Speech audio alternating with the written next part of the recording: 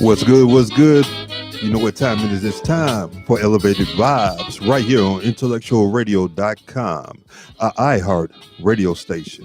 And as always, you could join the conversation. The number is 708-223-8953. Once again, that is 708-223-8953. All right, today, everybody, we're talking about something you've definitely seen on the news a lot, at least since August, if not longer. And right. several of our viewers Yes. have suggested this topic. They wanted us to tackle it, Yes, and get our opinions on it. That's right. That is the migrant crisis, everyone. That's here in Chicago. It's also in New York, Philly, DC, San Fran. Right. Traditionally blue cities. Right. Sanctuary cities. Yes. So the thing is, we want to get your opinion. Hopefully it can spread along to help this situation, to make it better for us as a whole. All right, brother, go ahead. Well, first and foremost, glad to be back here in the studio. As always, it's a little chilly. We're without our co-pilot, the engineer tonight. He has something come up, but shout out to Tim. Yeah, glad to be here. He couldn't be here, but he's always with us. This is a topic that came up after last week's show. Several of our viewers wrote and said, "This is something we should cover." So, as everybody is aware, there's a immigrant crisis, or in the United States, our failure to effectively pass legislation to deal with immigration as an issue is now a case of the roosters coming home to roost. right. We have put this off for, the better part of a decade. We have witnessed the challenges of immigration coming into the United States. And we have effectively failed to do anything about it. Both parties have. Yeah. We have not worked out a solution. We have failed to take care of those people who are born in the United, who were, have no ties back to their country, were born here, but, for whatever means. And so now your boy down in Texas has taken to shipping migrants, or at least 100 migrants a day since August 31st, which by now it's a little bit over 13,000. Well, first and foremost, I don't have a problem. I think I don't have a problem with it per se. Why not? This is a crisis that is meant to be handled on a national level. And for too long, regardless of how you feel about what's his name, Johnson, the governor of Texas. Oh, you speaking about Greg Abbott? Is it Greg Abbott? Okay, yes. I'm sorry. For some reason, DeSanctimonious comes to mind. But anyway, well, that's another headache. But go ahead. But it's not like he didn't join the crew with this. This is an issue that's bigger than Texas. Yes, and for one state to have to bore the brunt responsibility is too much, and we have not done anything about it. So, although I disagree with the implementation, because my thing is, why is it only just sanctuary cities? I mean, everybody. Well, particularly because he's trying to cater to his base. Yeah, cater to his base. Kansas is just as good at handling. Right. Wyoming is the least populous state, but we ain't shipping no one there. Exactly. North Dakota, South Dakota. If this is a national crisis, then let's make it responsibility of everyone. That's not just San Francisco, not just Chicago, not just DC. Bismarck, Cheyenne, I forget the capital of Kansas, but Topeka. Yes. Little Rock. Let Sarah Huckabee deal with some of this stuff too. Oh, he's not gonna let his friend do that. No. I mean, Sarah Huckabee. we can send some over there, to the governor's mansion in Little Rock. Yeah. And we can pass legislation about how this is meant to be handled. But it's not a crisis that should be borne by just, and even here, like, why isn't the governor stepping in and saying, "Hey, Peoria, you're gonna take 50. Hey, Aurora, you're gonna take some. Now they did spread them out through the suburbs a little bit, not much. I think they got feedback. Elgin and a couple other spots. But the mayors of these cities are fighting, and it should be a thing where we say, as a national country, like no one state or one city is going to bear the brunt of this. It does call for a national response. The problem is that you have a party in control that is not interested in solutions, but is interested in catering to their base. The problem is that Democrats have been ineffective in rallying and coming up with a solution. There is a solution. I find it amazing. And forgive the parenthetical pause or parentheses here. China during the COVID was able to build a hospital in 3 days. Yes. We're the most powerful nation on earth, and we can't do what China did. Like, we can build housing. YouTube is full of people with shipping containers, but changing things. And I get it. Part of it is finance, but you have to decide at some point, we're going to take money from this to pay money for this. But you don't really have to build housing.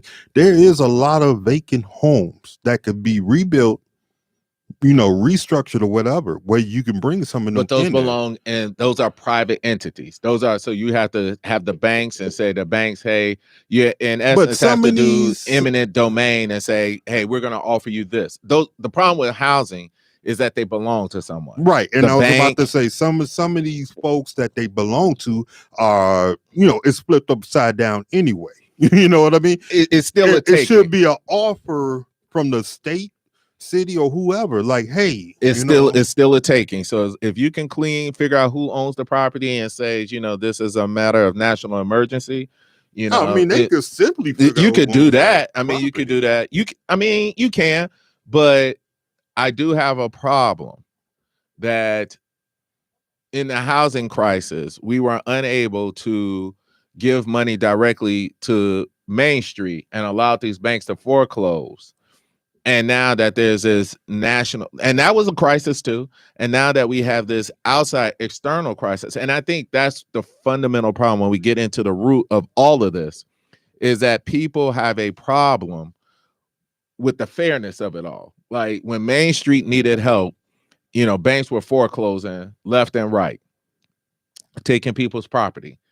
And now, that there's this external crisis, people are looking, the government is, could you create these tent cities, converting school districts and things like that. So there is a fundamental unfairness, and it's about this. It's definitely unfairness because the fact that you had how many homeless folks even before COVID that was out here homeless that they not even before COVID. Look at San Francisco. Well, the homeless, and Portland. And what I'm saying is, though, you had them out here for God knows how long, had to endure what they had to endure.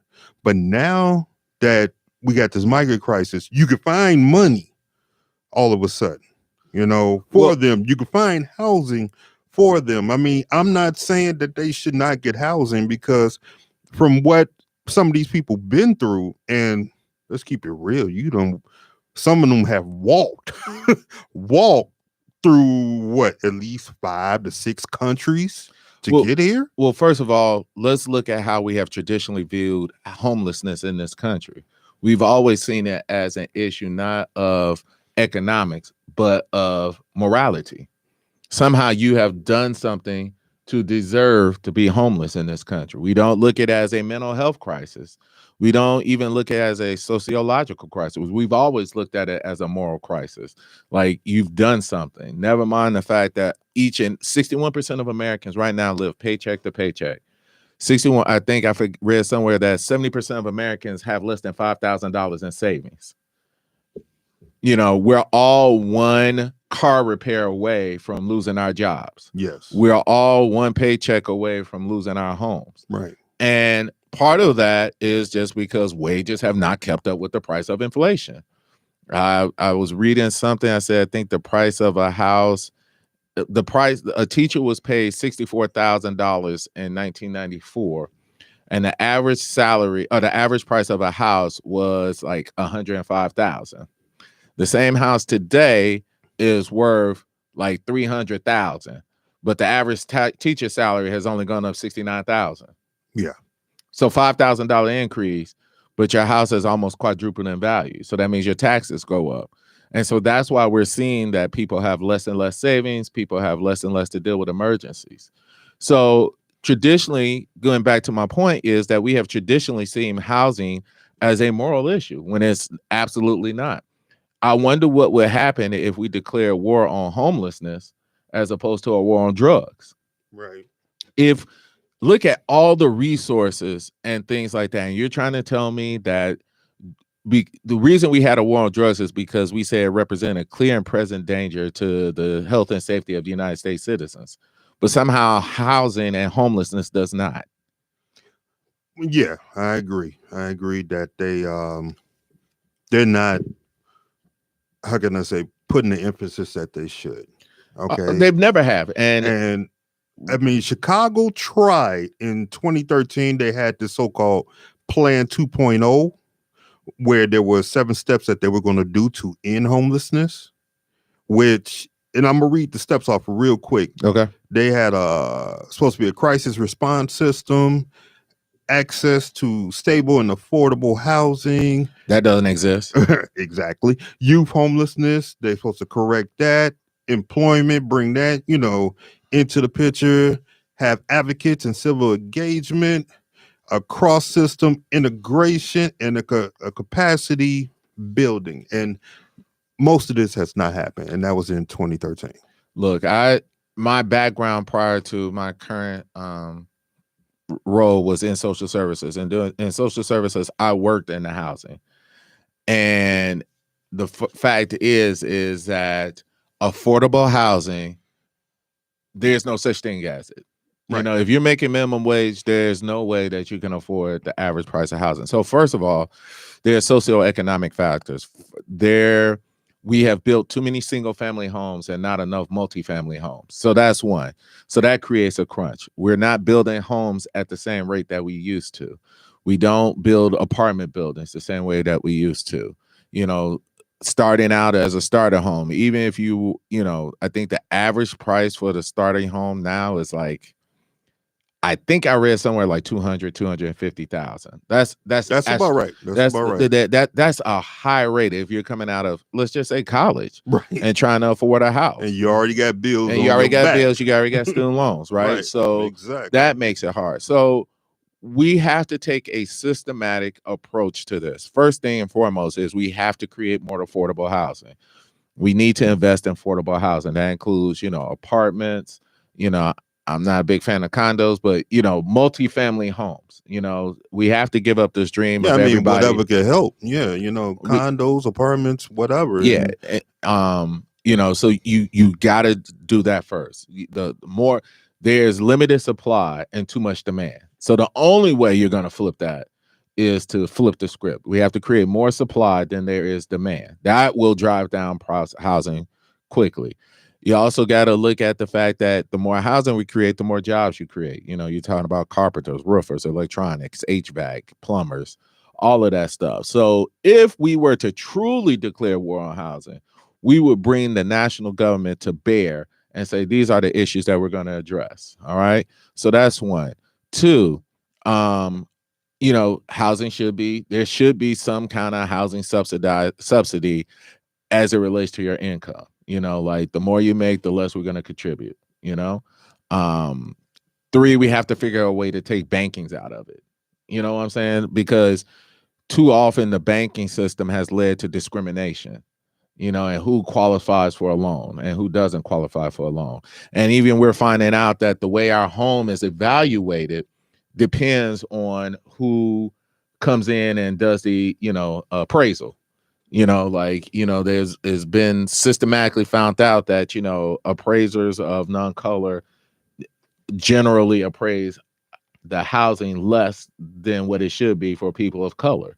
So we got to figure out a way to try to take the personal biases out of it, and stuff like that. So that's 2. 3, we need to, just build. You got to build a rehab, and even if we take existing properties and just bring them up to code to the fact that they can be environmentally friendly or environmentally efficient. This includes the installation of solar panels, water tankless heaters, things like that. That creates industry. There are a number of things that the government could do, and I mean, this is just two guys sitting here talking about it. Right. Three, I mean, let's look at the workforce right now. There are migrants who wish to work, but just because they don't have the proper documents, they can't work. They can't work. So imagine, if you say, hey, if you work on this house, we're going to give you a discount, and, we think about, places like Detroit, places on the South and West side. And that's what I mean. There's so many vacant homes that, they might not need actually that much work. Some of them, yeah, they're gonna need an act of God. But you do have some vacant homes that don't need that much work. I mean, all homes need, one thing you and I both know from, having homes is there's always work to be done. Well, yeah, but I'm just saying none of the how can I say, a complete tear down of a house to build it back up. I mean, it still has a good frame where you can work some stuff out. That's what I mean. So, well, I mean, I'll throw this out there. Look at all our malls that are closing. You think of what's the mall that's not Forest City, the other one that's out west side that's closed now. Well, you know what I'm talking about, but the mall, those are a lot of vacant lands. They could be converted. To condos or some of that something. Sort? Yeah, you can convert them. There's a lot of property, at least that's vacant land. Yes, that can be utilized for the purposes of creating housing. We know that you can do prefab homes. We've seen these homes that can be built in 3 days. Because everything comes pre-constructed, and you put it together like Legos. So there is, if our government was truly interested in dealing with this, we can use this as an opportunity to advance housing and create fair and equitable housing. Part of the reason San Francisco's housing is so expensive is that there's just not a lot of it. Yes. So how do we create housing? It may involve like tearing down homes and rebuilding them into multifamily units. Yes. Parking is an issue. So how do we, put garages under, and things like that? I mean, of course, a lot of it is geo-determinant. I think, states should be given, I don't know, because I don't trust some of the southern states, but I think, and there should be a national directive for us to say, yo, we are declaring a war on homelessness and immigration. This is how we're going to do it. We're going to take a top-down approach. We're going to create these state grants. We're going to cut 1% from the defense budget. We're going to cut 1%. I mean, which ain't going to kill them. Trust me. It is almost sacrilege that in this country, when you talk about cutting defense, that you lose. Yes. Nobody can talk about cutting defense. It's like, I always come back and say, but then they'll turn around and talk about cutting education. Go ahead, though. Well, we're always focused on external factors, never internal. So, like they say, who has the world's largest air force after the United States? The Air Force, United States Navy. You know what I'm saying? So, but here's the problem. Our military is always saying we need to upgrade. Our enemies are upgrading and all of that stuff, and I get it. But we have to take a hardcore look and say, at what point do we focus internally to make our country better for its citizens? I've always said, America is the most powerful country because it doesn't pay out. Yes. It's like going to the casino and everybody's paying taxes. Right. But when you look at the social safety net, when you're talking about us not having Social Security, when you've talked about people having to go back to work because we've gotten rid of pensions and everybody's on a 401k and the 401k has a bad year and everybody has to go back to work. Yeah. At some point, we have to stop focusing on the rich. And we have a party that is the lobbyists for the rich. Yes. That's what they are. They are just straight lobbyists for the rich. So, at some point you need somebody who's going to fight for the people. Right. But like right now, and you always talk about we the people, it's hard for the people because listen, I was just listening to a podcast earlier talking about Alabama is 25% African American or 25% black. Mm-hmm. They have one black district. Yes. It has been so racially gerrymandered that is ridiculous. Up in Wisconsin, this is how bad it is. And I know we're off topic here, but I swear to God, this is all going to come back because we always talk about power to the people. In Wisconsin, they just put on a progressive judge, she's pretty progressive. And in Wisconsin, they gerrymandered the districts, right? Is no doubt it's gerrymandered. So it's coming back before the Wisconsin Supreme Court. The Republicans in Wisconsin are trying to impeach the newly elected judge, not because she did anything wrong, but because she's going to find that this is a racially gerrymandered. How do they know this? They want to impeach her for answering a question about what do you think about racially gerrymandered districts before she got onto the Supreme Court. Yeah. They said, well, she prejudged it. What? But this is what happens when people want to hold on to power for the sake of power. Getting back to this. There's something fundamentally unfair, and I get it because someone, I think a viewer last week said that, they moved all the homelessness out of the O'Hare and they moved the migrants in, and you're like, that don't seem right either. Right. So we have to, first and foremost, I say we start shipping them to everybody else. Like, you know what I'm saying? I still don't understand why we ain't done that. But here's the thing, though, and this is what I was about to say. For whatever that we are going to do to rectify the situation, I mean, not only us, New York, Philly, San Francisco, I feel that Greg Abbott and his cronies and his friends, so I'm adding DeSantis, I'm adding Huckabee. Yeah, I'm adding them to the picture. They should pay for it, or they should put a percentage down for it because you caused this issue.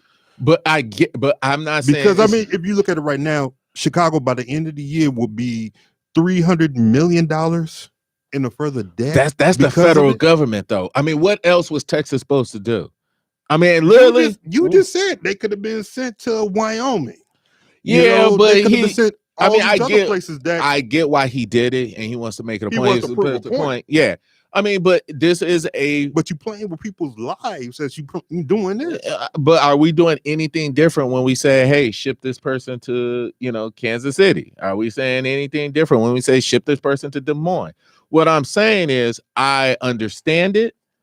I just disagree with the implementation. I believe that, yes, these people need to be shipped there. We need to have, it should be a central location, and then we ship them out. Like, okay, you're going to the West Coast, you're going to the Midwest, you're going to the Pacific, you're going to the mountains. And so we ship them there, and then they make a determination on who can or can't handle it. And then we provide these places with budgets. Like, why should city of Chicago bear and pay the tax for something that's a national issue? It is a national issue. It's a national crisis. Right. And we can stick our heads in the sand and say, oh, woe is me. Or the government needs to ante up and kick in, but the problem is that the Republicans want to use it for a talking point and not do anything about it. Right. Whereas the Democrats are like, give us your huddle masses, give us your weak and give us your poor. What I'm saying is there has to be a national response. Neither party is right. I think there's pox on both houses, but we have to be willing to give money to this problem. And I always find it funny that we're giving all of these tax breaks to corporations, but we ain't doing nothing for the states, Yes. And so until there's a national response, my thing is, I mean, if I'm Mr. Johnson, I'm like, you know what? I don't hate to be that person, but we shipping them to Des Moines. Keep that bus go. The same money that Greg Abbott pays them, hey, not off here. We can't take no more. We shipping them to Kansas City. We're shipping them to Bismarck. We're shipping them to, wherever, Cheyenne, like everybody gonna be able to. I literally have them show up and dare Sarah Huckabee to put them in jail. And like, let's see what kind of tyrant you are. Right. What you gonna do now? Right. Especially if we pass on a national level and say, hey, these are people who are immigrants, and we will take you to the Supreme Court, Sarah Huckabee. And, you got to figure out a way to deal with this, just as Chicago does, just as, whoever does. Right. You know what I'm saying? So I don't have, the Ozarks, wherever. We all have to bear this pain, and it's not fair that Chicago, San Francisco, DC, just because we're sanctuary cities, sanctuary just means we're not going to arrest you because you're an immigrant. Like, that's literally what it means. We're not going to turn you over to ICE, or whatever. But we have to deal with this. And the way we're doing about it, I mean, I understand the outrage. I know at first, I kind of understand, like, they were taking a school in South Shore and a school in Hyde Park, and they were going to convert it. And, the residents are upset. And it's like, wait, how did y'all find money when, we've been begging? And that's what I mean. For resources, It's been God knows how long, and now all of a sudden, it started off with what, $51 million? You know what I mean? I mean, I've always wondered what we were going to do with those schools when Rahm Emanuel took Chicago Public Schools out of the business of education. Remember when he shut down 32 schools? Yes. What's the status of those 32 schools? What's going on with those 32 schools? They're just sitting there. They're just sitting there. Right. You know what I'm saying? So why can't we not convert? Why can't we employ crews and educate people on how to do these conversions and knock down, and there's opportunity. The other issue that you're going to run into, and that's coming up as right now, is educating these young kids that's there. I don't understand how we're putting people in police stations. Police stations are quasi-military operations, but now they're impeded by this influx of migrants, and people sleeping on the floor and things like that. There is money. We can create systems. We can create case managers. We can create opportunities to deal with these migrants. But what's your thoughts on, and everybody, y'all could definitely chime in on this. What is your thought on Brandon Johnson's idea with the heated tents for the winter, for the migrants?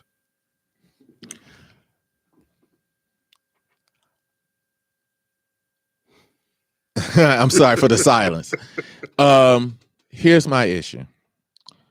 We have experimented before, yes, with locking people of a certain status into a certain set of barriers or neighborhoods, and seeing how that can lead to generational poverty. I think these are projects by any other names, and we're setting ourselves up to get comfortable with it. My question is, how long is it going to last? What type of security are we providing?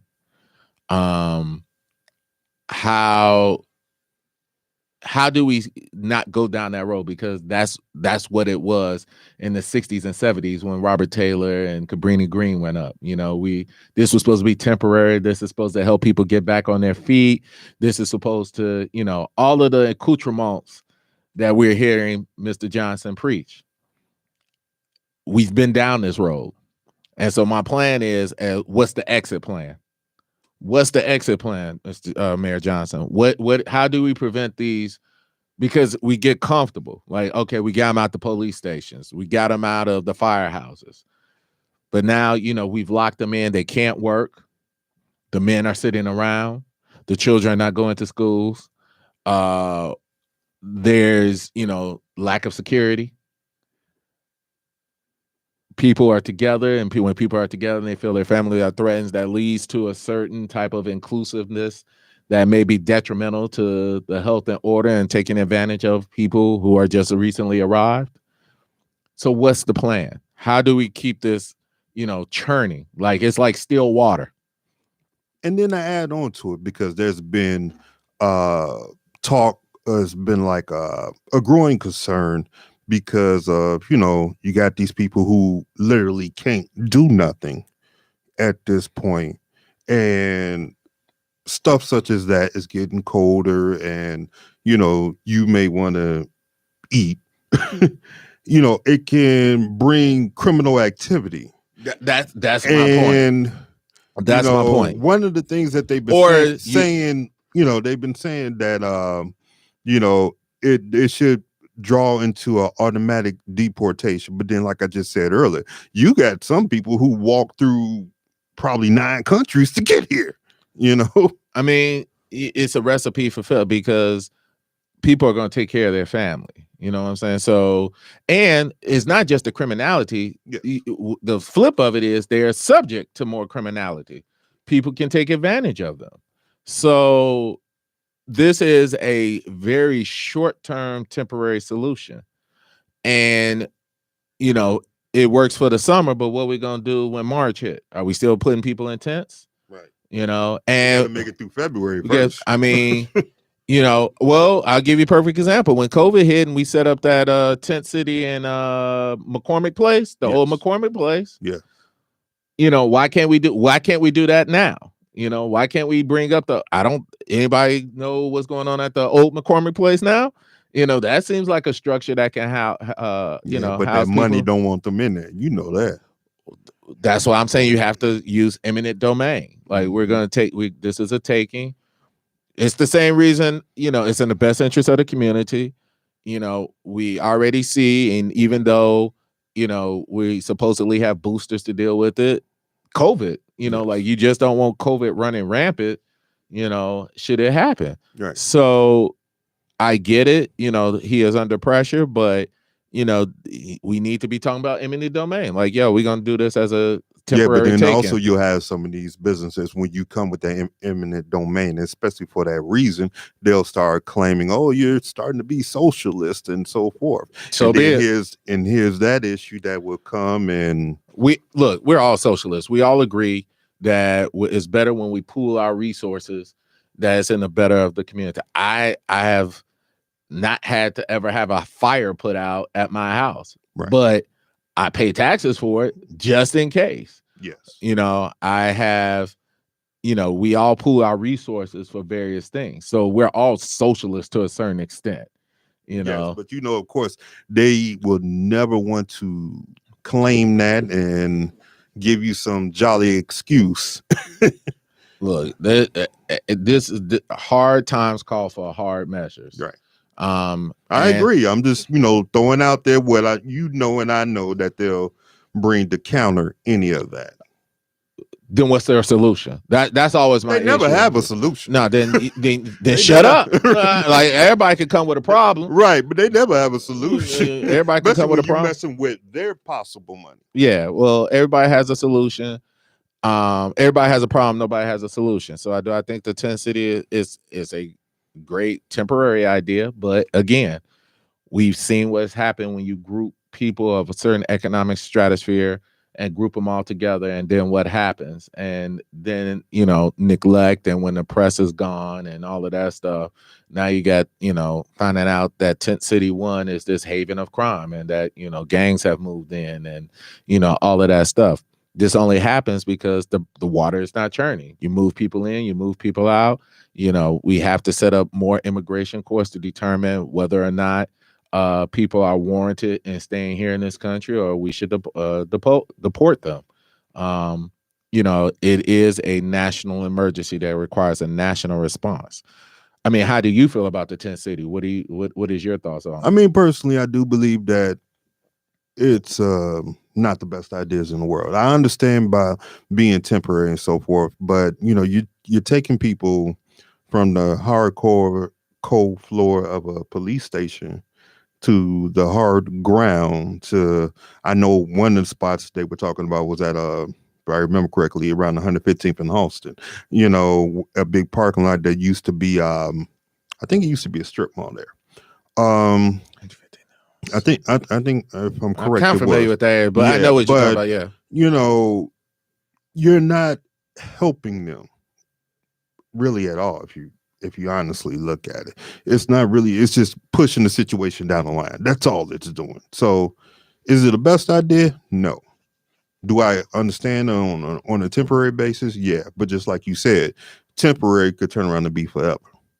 Yeah, and you also have to look, and I get it, that when you put a bunch of people who are not from the community into the community, it changes the dynamics of the community. So people are afraid that, it's going to lead to a loss of what they fear is their community, So we have to figure out how we integrate these people into their communities, especially communities that, well, let's be honest, as communities change, there have been traditional hostilities between those that are there and those that have not coming been in. Right. And traditionally African Americans, have been the recipients of, the vitriol and the hatred.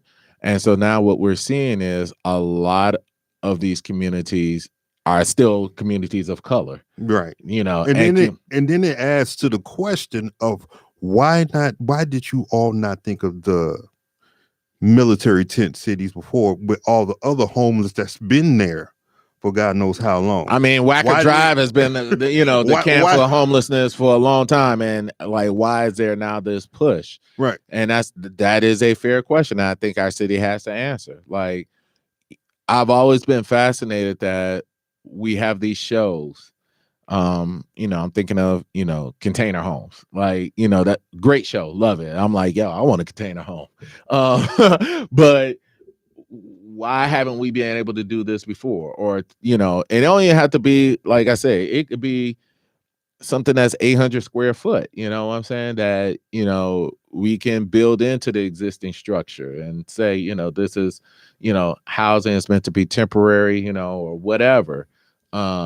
Create more apartments, create, these kinds of things.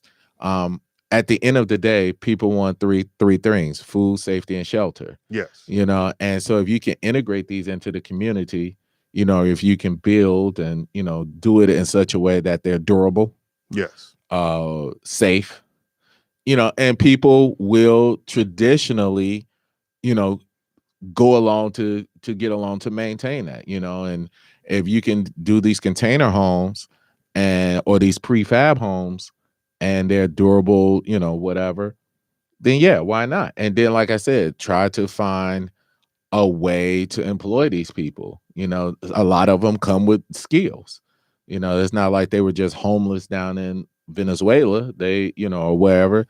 They all have skills. Right. We see the dearth of jobs in the service industry. You know what I'm saying? So there are people who can, fill these skills, who will gladly fill these skills. But at the same time, we also have to make a commitment to raising wages, And then also too, just like you were speaking about with the jobs, there was talk where, I don't know if it was Brandon Johnson, but it was somebody within the state government was trying to push for the federal government to bring these paperwork along so that they can get these jobs. What do you believe is the holdup? Why the feds are taking so long to do this? Because like you just said, these people have skills that you could bring in, hopefully maybe even rebuild communities that have been starting to become desolate. You know what I mean? I mean, part of it is just government is just a cruise ship, that a aircraft carrier that just takes forever. You want to make sure that you're not admitting criminals. You want to make sure that you're. But they in here now. Well, I mean, still, if even if they are, you can always kick them out. I mean, just because I may find out afterwards. Yeah. You know what I'm saying? So again, our government can do a lot if it chooses to. If it decides to do so. But there's this party that wants to complain about it and do absolutely nothing, and then stand in opposition to anybody else who tries to do something. They have no shame. They don't care. They just, first of all, let me just take a parenthetical pause and just say, anytime that a man who is facing 4 indictments over 90-something counts of criminal whatever is leading in the polls. I was just about to say that. Is leading in the polls and, is polling at, I think, 49% Mm-hmm. And the second guy is polling at 14%. I mean, that to me is just, that tells you the mentality that we're dealing with. You know what I'm saying? So this whole kumbaya, let's deal with each other. You're not dealing with rational people. This man is under and then here's all of them are saying, yo, if he wins the nomination, I'll support him as president. What? Like, this dude is facing criminal indictment. He is charged with RICO. I know. And I don't know how he's still walking in about free. But, half of these so-called candidates are doing that because, one, most of his people who adore him, why, God knows, I don't know why, but most of his people are in their states, are in their jurisdictions. So they don't want to, if they can't get to that point of presidency, they don't want to lose the jobs that they already got. Well, first of all, if you're just catering to his base, you're going to lose. Well, we'll see. I mean, there's trouble ahead for Biden. I mean, most of the people across both aisles do have a problem with his age. I can't say that VP Harris will be the draw, that, people hope she would be, but I don't see that happening. But I say all of that to say is that right now they said that if Trump was to win the Republican nomination going against Biden, it would be too close to call, which I find that mind-boggling. I'm like, are you serious? Like, we gonna get some calls for this one. And I apologize. Let me apologize ahead of time, and I apologize during. The guy who led the and we'll come back to the housing, but this has just been something that's on my mind. Come on. The leader of the Proud Boys, and we talked about this briefly last week, got 22 years. Yes. This man wasn't even in the state at the time. They picked him up on gun charges 2 days before. He didn't participate, but he was the leader. Yes. All right. 22 years. Mm-hmm. Masterson, the guy who played Iron Fist, the actor. Oh, okay. From the 70s show. Yeah. Got 30 years for rape. I find that mind-boggling. Like, first of all, the government asked for 30-some years for the leader of the Proud Boys, and he got the discount. He got the non-colored discount. He got 10 years knocked off. Mm-hmm. Masterson, a 8 years ago, 7 years, that's how long he's been fighting it, got 30 years. So you telling me that rape is more insidious than the guy who interrupted the peaceful transfer of power in this country? But that's who we dealing with. Well, now I'm going to tell you part of how all that happened on that level. Just part, because the rest, it boggles my mind as well. But you also have to understand until... Sorry, he raped 2. He got 2. Yeah. And, that's a terrible thing. And I'm not, but, I guess I'm saying is...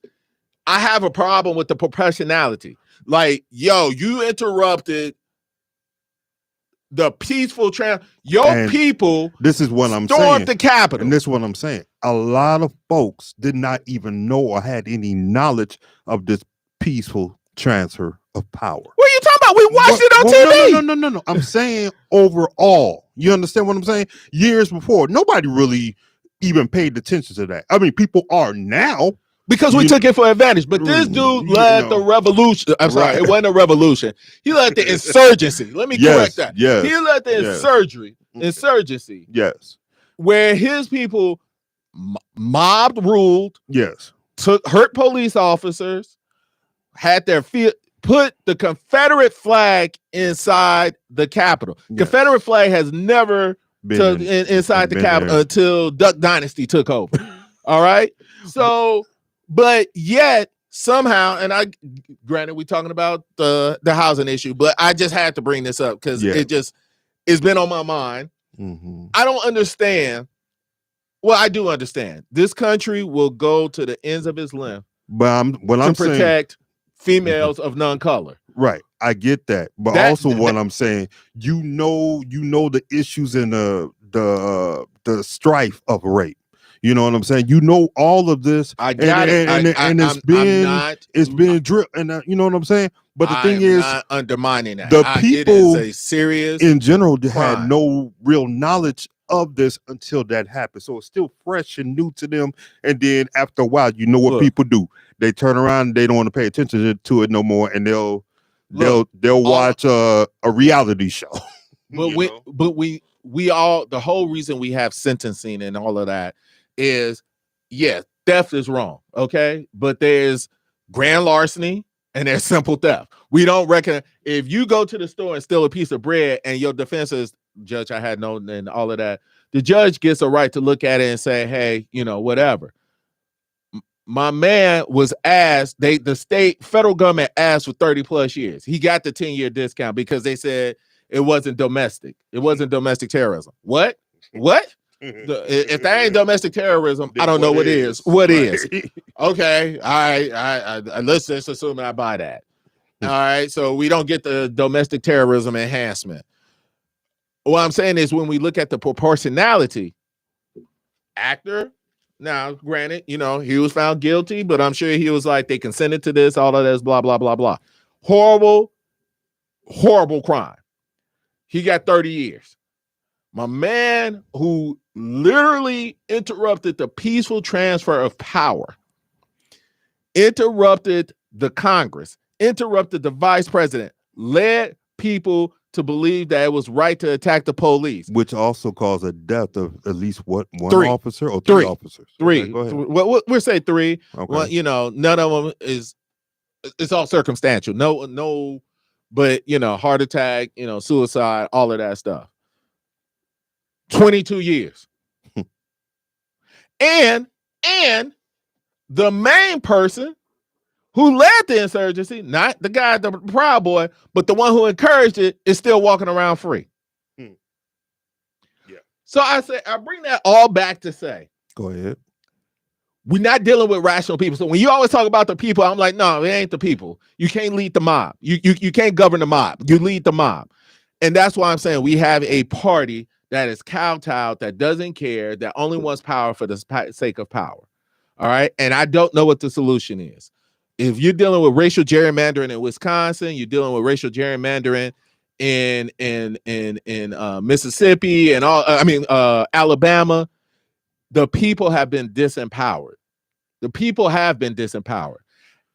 I don't know the quick solution for doing that, especially when the Congress people or the state representatives are now choosing their people. Yeah. So that's why I always have a problem with, power to the people. Well, unless we start doing stuff like they did, yes, and start protesting, yes, this will continue. But maybe too many of them are comfortable. Maybe it's time to also, because the other party that is always dealing with these people with the issues, all right, and I'm being kind, maybe it's time to start looking at these third parties, because maybe they have some ideas or ways that can make the change that we are all looking for, instead of just keep going with this two-party system. I mean, that sounds great. I don't know. It's possible. It's feasible. The only problem is that when we start looking at these other parties, and it's typically Democrats that are looking at the other parties, we disempower ourselves and put the Greens, the MTGs in charge, and the Bobettes. Yes. And right now, this party, despite there being no high crimes and misdemeanor, but just so he can hold on to this job, has started an inquiry into impeaching the president. So I don't know what you do when the cuckoos are running the hen house. I don't. I mean, I honestly don't. And I can look. We can have a rational discussion about taxes. We can have a rational discussion about how much government should give and give handouts. Those are where economists and people can disagree. You know what I'm saying? Does giving subsidies cause people to be lazy? I don't think so. Ain't like nobody sat around on food stamp and saying, "Oh, I ain't got to work." Right. You know what I'm saying? Usually, if you're receiving some type of benefit, you're trying to find a way to increase those benefits. Yes. By large in part, most people want to work and provide for their families. Yes. You know what I'm saying? But again, we have this morality issue, and given our history of racism, believing that, we're not going to vote for this just because somebody that looks like us is going to receive an advantage for it. That's literally because that's why some of these Scandinavian countries have such great they've never had to deal with that. You know what I'm saying? But there's this consistent belief that, people of color in this country are lazy and all of that. Well, in actuality, we don't look at the economics of it. We don't look at the history of it. You know what I'm saying? So that makes it all very hard and very challenging to move forward. And that's why when you say, power to the, I'm like, no, people ain't got power anymore.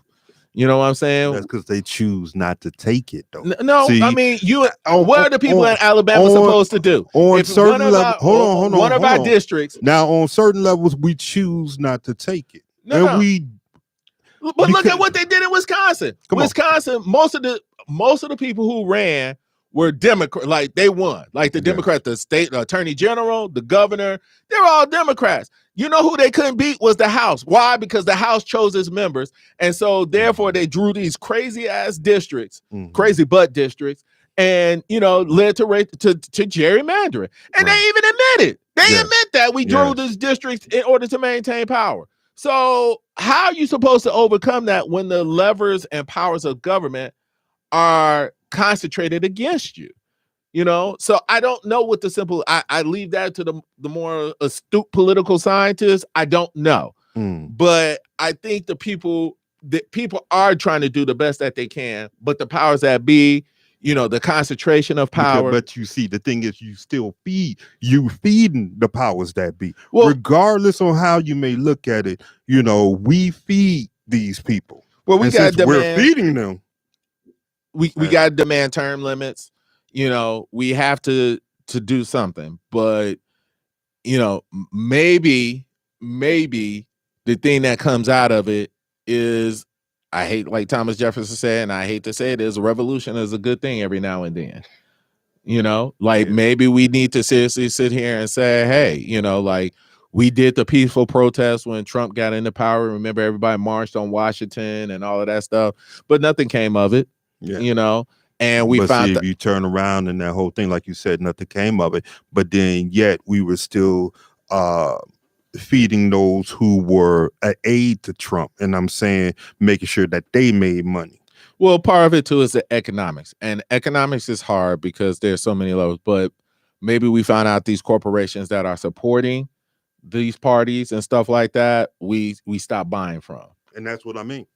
That's what I mean. If it costs you a little more to go to maybe that small business creator or whatever, instead of going against this big business guy that is feeding guys like Mitch McConnell, Trump, you go down the line. You know what I'm saying? If you know it's going to cost you some more, then maybe you. But it's harder. It's harder. It's harder. Yeah. I mean, because the bus boycott worked in Montgomery because they directly felt the impact. Exactly. What was this thing that happened with the beer and things like that? Because they supported the transgender spokesperson and people stopped buying the beer and there was this social war. That worked because there was a direct impact. The problem is that you may want to affect Procter & Gamble, but Procter & Gamble got so many products. If I don't buy Zest, I'm buying something else that's made by Procter & Gamble. You know what I'm saying? Yeah. So the problem is the corporations are so big that if I affect one economic stream, it doesn't matter because at some point I got to eat. You know what I'm saying? Yeah. So the frozen beans I got to buy and Procter & Gamble or whoever is making them. Right. So I can be very deliberate about who I am and what products I'm going to buy. But the problem is corporations have gotten so big that you affect one economic stream, they got 100 more that does it. So, right, no doubt.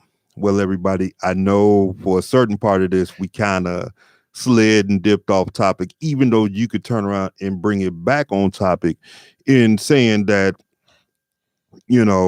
we can give feed, like I said, to those that are going to make change and make help for the migrants and the neighborhoods as well, instead of just giving to those on the constant thing that, you know, ain't gonna do nothing but hurt us all and line their pockets. Right. You know.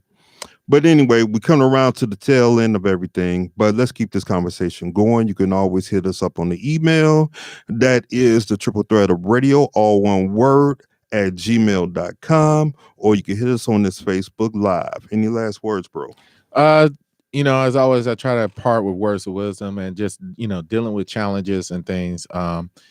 Here's what I want to say. You know, too often, or so often, we're praying for something, you know, praying for deliverance, praying for health, praying for whatever, or we don't get something. Sometimes the blessing may be that we don't get it. We think we want it, but the universe has something else in mind. God, Yahweh, Allah, whoever it may be, the universe. So if something that you've been praying for doesn't come your way, maybe that's the blessing. Maybe sometimes you gotta say, you know what, God, thank you for blessing me with that absence. Yes. I thought it was a gift, but it was a curse. And I'm so grateful to you, right, the universe, for not delivering that to me, because I know you have something greater for me. And that's a hard thing to swallow. Like, it's hard. And I'm trying to come to grips with that. But just keep in mind that the universe, wherever it may be, always has something in mind for you. The universe, as I always said, our obstacles become stepping stones. It comes to define you, not defy you. And so sometimes the blessing may be in what you didn't get. So keep that in mind as you're going through, you know, continue to pursue your greatness, continue to pursue joy and peace of mind. I don't say happiness. I think happiness is a state of mind. I think you could be happy one moment and sad the next. I think happiness is a state of mind. But continue to pursue your peace, continue to pursue your inner light, and continue to pursue your guiding star. And somewhere along the way, give thanks for the things that you both have and the things that you did not get. Right. And as I always say, always, let us all strive to be selfless and no longer be selfish. This is Elevated Vibes. We will catch y'all next week. Peace.